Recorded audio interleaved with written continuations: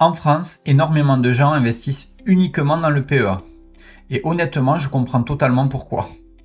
Moins d'impôts, ça c'est sûr. Accès à des ETF qui sont assez diversifiés. Donc quand je dis diversifié, c'est plutôt monde, donc orienté SP500 ou bien MSCI World. Donc c'est relativement simple d'investir sur un PEA. D'ailleurs, moi-même, j'ai aussi un PEA. Mais si votre objectif est de recevoir des revenus qui sont réguliers, donc chaque mois ou chaque trimestre, comme je le fais, le CTO ouvre beaucoup plus de possibilités. Et c'est justement pour ça aujourd'hui que je vais vous montrer pourquoi ma stratégie est beaucoup plus orientée donc CTO, donc compte titre ordinaire, même si le PEA il reste excellent pour beaucoup d'investisseurs. Donc je vous partage ici donc mon historique de dividendes. J'ai commencé cette stratégie fin 2024 avec quelques euros de dividendes, donc dizaines d'euros au début. Puis ça a augmenté en mai jusqu'à plus de 100 euros. Et donc comme on le voit sur ce graphique là, j'ai eu deux pics donc en octobre 2025 et en janvier 2026. Donc j'ai réarbitré aujourd'hui pour pouvoir lisser mes revenus plus en mensuel aujourd'hui. Donc comment en arriver là? Ça va être avec un DCA qui est discipliné, donc chaque mois je mets le même montant. Ensuite j'ai des apports ponctuels qui arrivent via des primes par exemple. Et aussi je réinvestis systématiquement mes dividendes pour faire augmenter en fait les parts que j'achète de mois en mois. Donc j'ai à peu près aujourd'hui, on va dire autour de 300 euros par mois de dividendes sur l'année 2026. Et mon objectif, c'est d'arriver à moyen terme, c'est-à-dire d'ici à peu près 2 ans, à 500 euros par mois de dividendes. Et c'est justement là que la question du PEA et du CTO devient très importante. Donc ici, on va faire un comparatif très rapide entre les deux, sans trop rentrer dans les détails. Le PEA, il a une fiscalité qui est plus avantageuse que le CTO. Il a peu d'ETF qui sont distribuants, beaucoup de capitalisants mais très peu qui distribuent les dividendes. Alors que le CTO, lui, il en a beaucoup, il a des ETF américains qui distribuent, donc il y en a énormément, il y en a des dizaines, peut-être même des centaines. Il y a les REIT, donc les foncières immobilières, des obligations et plus. Le PEA se restreint à l'Europe, alors via des techniques qu'on appelle aller sur du synthétique, voilà, c'est un peu compliqué, mais en gros on peut aller s'exposer aux États-Unis par une manière détournée, mais ça reste quand même assez limité, on va le voir juste après. Alors que le CTO, il y a un accès mondial. Si vous voulez investir à Hong Kong, là on peut le faire très rapidement. Alors on me dit mais pourquoi Hong Kong? C'est parce qu'on peut aller partout dans le monde, on peut aller en Amérique latine, aux États-Unis, en Europe, voilà, où on veut. Le PEA, quant à lui, les dividendes souvent sont moins réguliers parce que les Européens sont plutôt annuels ou semestriels. Il y en a quelques-uns qui sont trimestriels, mais très très peu. Alors que le CTO, lui, a des dividendes qui peuvent être aussi mensuels. Donc aux États-Unis, il y a une culture du dividende qui va aller sur du mensuel. Alors c'est pas la majorité, bien sûr, mais il y en a quand même aussi en mensuel et beaucoup de trimestriels également. Au final, les deux enveloppes sont excellentes, mais pas forcément pour le même objectif.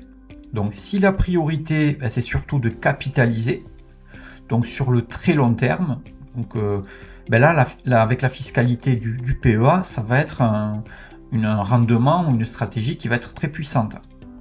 Mais dans mon cas, comme je cherche surtout à construire des revenus qui sont réguliers, avec une volatilité qui est contenue, je vais plutôt privilégier le CTO. Et concrètement, quand on cherche aujourd'hui des ETF éligibles au PEA, on se rend vite compte que le choix il est beaucoup plus limité dans ce cas-là.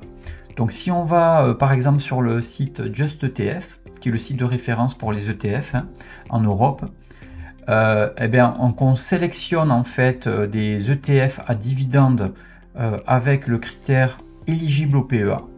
On se rend compte ici qu'on n'a que 8 ETF possibles. C'est très très peu. Si on se focalise sur ceux qui sont quand même avec des rendements qui sont corrects et une bonne distribution, donc je fais une petite parenthèse parce que j'ai déjà présenté ça dans une vidéo, les 3 ETF éligibles au PEA pour l'année 2026, donc je vous invite à aller la voir.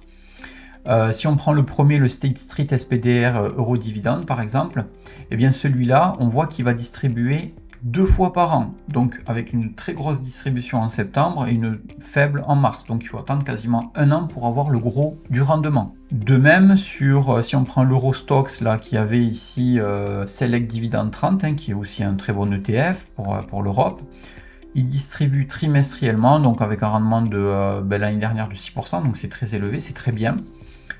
Mais avec une grosse distribution en juillet, une moindre distribution en octobre, et puis les deux autres sont dérisoires. Donc si on veut des dividendes pareils réguliers, trimestriels, qui sont réguliers, on va devoir quasiment attendre ici un an. Donc dans la stratégie de régularité de dividendes, ces ETF-là sont pas trop appropriés ici. Si on prend des ETF qui sont sur lesquels j'ai investi, qui sont sur le CTO, par exemple un ETF obligataire, donc là on voit que la distribution elle est mensuelle, assez régulière en plus, et mensuelle. Donc ça s'ajuste très bien à cette stratégie de dividendes réguliers.